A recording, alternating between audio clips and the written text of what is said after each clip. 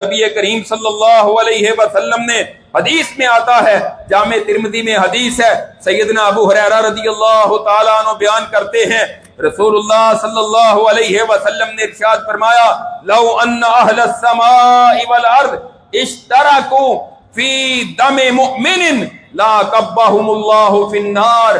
अगर सारे आसमान वाले, सारे जमीन वाले मिलकर किसी एक मुसलमान को कत्ल करने में शामिल हो जाएं, शरीक हो जाएं, अल्लाह सबके सबको जहन्नम की आग में उल्टा कर फेंक देंगे। इतना बड़ा जुर्म है एक मुसलमान का खून बहाना। आज हमारे मुआशरे में कत्लो गारत आम है और मुसलमान की कदरों कीमत नहीं समझी जाती। मामूली लेन देन और पैसों के लिए हसद की बना पर हसद की आग में जलते हुए दूसरे मुसलमान को देखना बर्दाश्त नहीं करते। ये कैफियत है।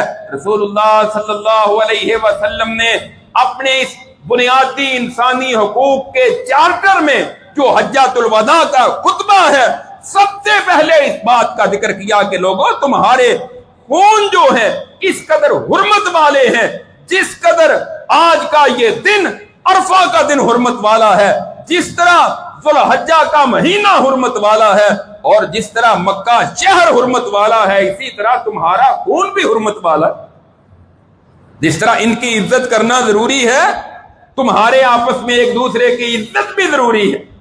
और बाद लोग बड़े फख्र से दूसरे की बेइज्जती करने को अपने लिए एजाज समझते हैं कि मैंने उसकी बड़ी बेइज्जती की। और मुसलमान की बेइज्जती करना, उसकी इंसल्ट करना, उसकी तहकीर करना, यह भी बहुत बड़ा जुर्म और गुनाह है।